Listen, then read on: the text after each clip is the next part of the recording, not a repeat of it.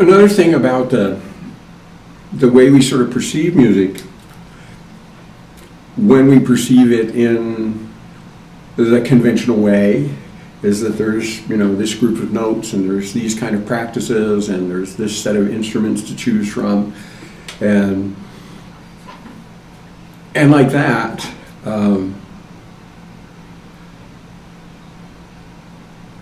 That makes it's like a game, like games have rules, and, it makes sense for them to, and you play them accordingly, and, and they wouldn't really be that good without them. Oh boy, here's a little side story. Is one night we're all at the bar, and this guy, friend who was kind of a compulsive gambler, and also happened to be our local neighborhood dealer of illegal substances. He invites us all back to his house, and we're going to play some cards. And his trick, he did this a lot, is you play cards and he'd pass joints around, and then you get fucked up and make mistakes, and he would get your money, right? That was. But on this particular night, he kind of overshot, and we all got so high that we didn't really want to think about, poker rules or anything like that. And so we just started making up rules, each person would just, he dealt out all these cards, and instead of going around, making bets and stuff like that, somebody said, well, I have a 5, so that makes me cooler than everybody else because 5 is the coolest number. And then the next person said, well, I have a Jack, and I used to know this guy Jack, and he was kind of a jerk, so I should get points for getting rid of Jack, and so forth like that. I can't think of them all. It was very stoned, Anyway, the poor guy who took us home to fleece us was, kind of bummed out, because instead of ending up getting every penny that we had in our pockets, we ended up having to listen to us do that. There was one person in the game who just kept saying, he thought these things we were making up were for real, and he just kept saying, I haven't played this game before. I don't really understand it. I'm not getting it. And then the next person would say something like, well, I have a pair of 7, so that makes me double powerful. And each person would kind of accept whatever the person before said. We just made a pile of cards and laughed a lot. And, we all had fun. Anyhow, the point of that story is that the context of the game it's not really necessary, right?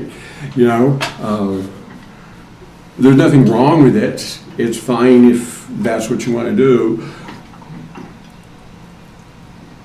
But do we really need music to be a game? And in the context in which it's presented to us, where you can select certain things, and if there's a pre-existing selection of things, you're going to end up with those are rules, and so do we want music to be based on gamerism? When we do, and we do that, cool, no problem. But when we don't, isn't life more than that?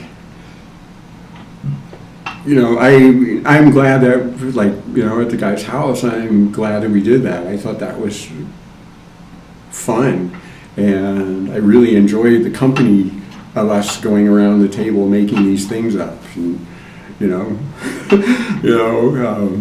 I have a 9, so I should get some cookies, stuff like that. They were just, it was fun. It was really insightful into the characters of the people instead of finding out about their skill at, playing poker. And wouldn't it be nice if sometimes music was more like that, like discovering about people and like what they really sort of think about, how they perceive things instead of about how they exist within the context of sets of rules. And so,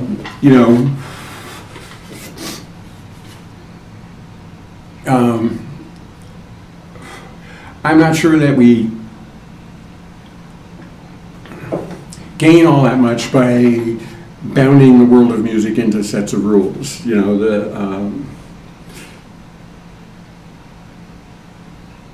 rules that we have, they work for what they do, but they prevent a lot from happening too, and they don't come from really any deeply organic place. Microtonalists who work all on physics and do stuff like just intonation, that's from rigorous physics. But our equal tempered thing, it isn't at all. It's like, it's just sort of some rules somebody decided to have about it. And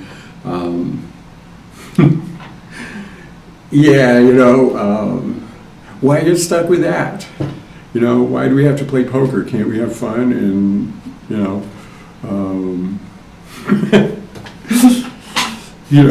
why do we have to go to this dude's house and end up giving him our money? Like, can't we just go hang out with one another and, be goofy and, stimulate one another's imagination? Yeah, that's not a very sort of completed thought, but it's, I think it's worth considering that music sort of pushed into this corner of our common life the same way games are, and me, like, I really care about music, so I feel like that's a little offensive to me, just I feel like it disrespects like the wonderfulness that's music and the wonderfulness that's the sound world and stuff like that, to treat it as if it's just, I don't know, just a game, right? It's, life ain't a game. Like, if music is alive, like, it's not a game, man,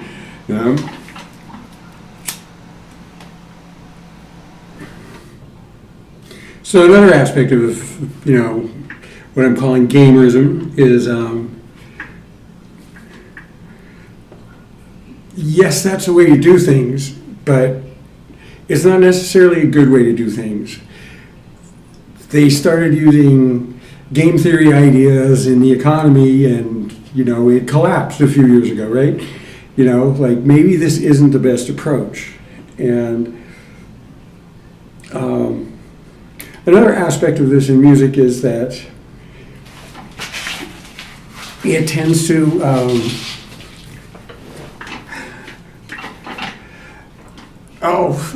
I'm trying to put this in a way that doesn't,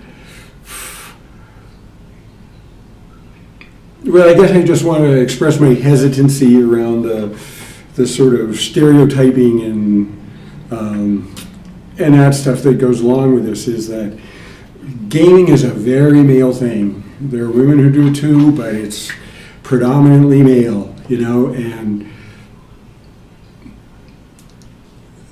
this was true on the playgrounds when we were kids, like, it was like third grade and stuff like that. Boys would compete with each other.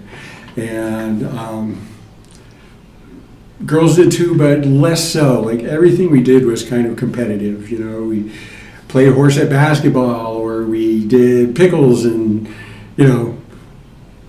stuff like that. It's a, it's kind of a little boy thing to do, is to make everything into competitions and think that explains everything. And it doesn't, and I don't think it's the best way to think about it. It may be that the reason that women are so severely underrepresented in music is because of this gamerism at the root of it. And that many women just don't feel attracted to music because it, goes there, because it's based on, kind of a mindset of a 10-year-old boy. And, I think this is true throughout many aspects of life. And to me,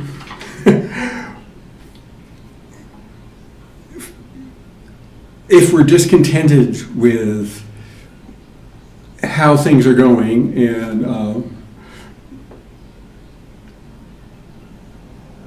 there aren't a lot of people who are contented. They may be contented personally, but like you hear all these rich guys bitching about shit, right? And that's so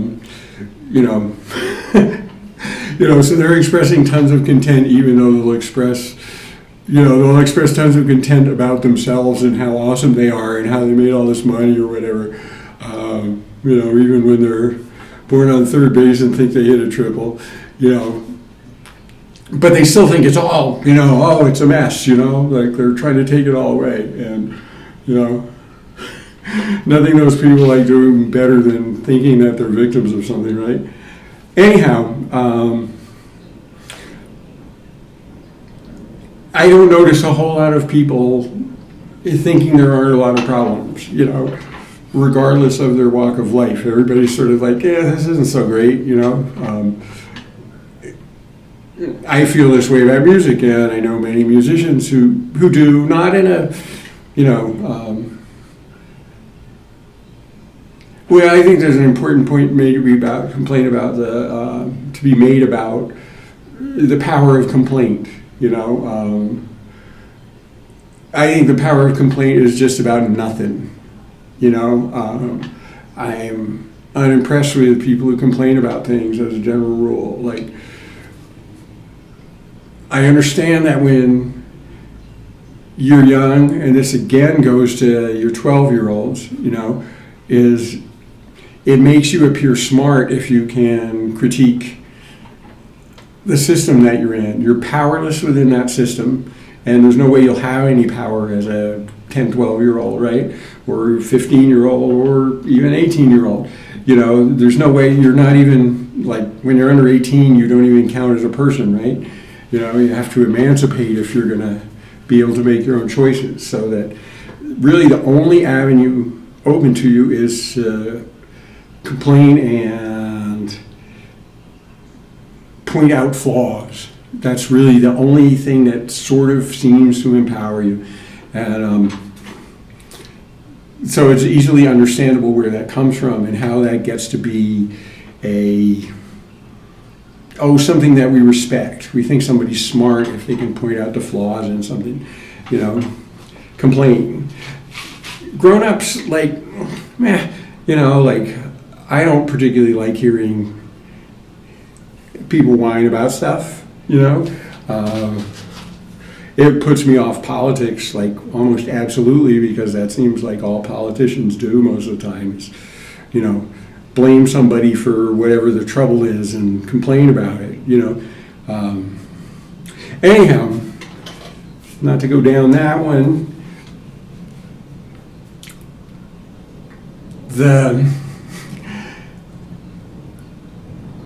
finding that the status quos are less than, optimum,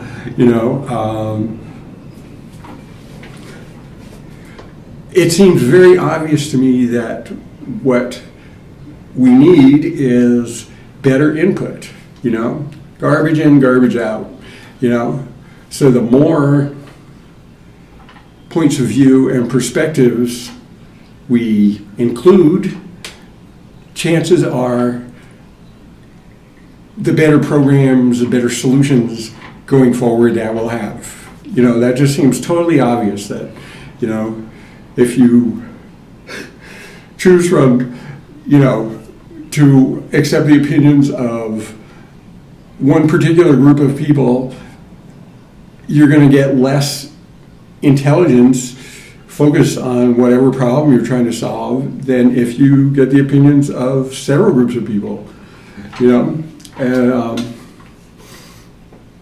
if you find that some aspect of your procedure in going forward is alienating some people from participating, you are not getting their input. And individually, their input may be nothing. But collectively, the input of 2,000 people is very likely to have more usable stuff in it than the input of 1,000 people. Just makes sense, Unless you believe that because you're in the club, that gets to make the decisions and have the opinions like rich white dudes, if you think that because of that circumstance that proves you're a better person, well, then to me you're just stupid and not worth listening to. Anyhow, one thing that I think, and stick with music, is that the gamerism tends to attract boys and boyish men. It's there's a reason that, by my eye test, it seems like 95% of musicians are male, and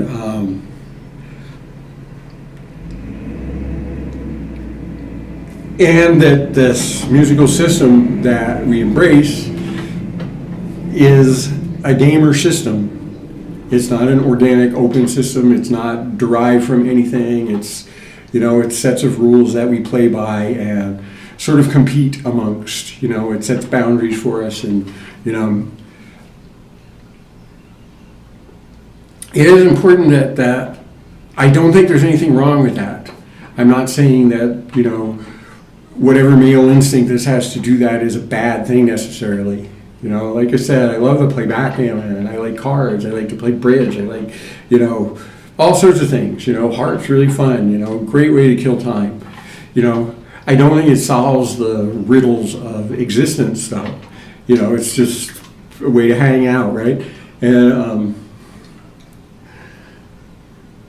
so I particularly, would like to have more input into coming into music, from more diverse sources, and, particularly less from, or not dominated by and controlled by, the white male establishment, I'm just not knocked out by, by what that's producing, bottom line. And so one way to encourage more diversity coming into music and to attract more people to it is to diminish the default gamerism around it, and to get more creative about this and get more open-minded about it and get more diverse around it.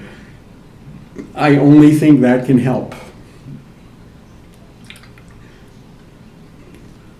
And I don't think that, demanding that people who don't want to treat music as a game have to struggle through the nature of the game until they get to, until they sort of get past the game and learn how to, overcome it. And earlier when I was talking about a dog running around in a fenced-in yard and how they feel trapped. And they can get out, like our dog dug holes under the fence and, figured out with a good enough running start and something, she could jump over the fence sometimes, and she got out, but it was hard work, and it had consequences, like we all would chase her. She didn't have that good a time,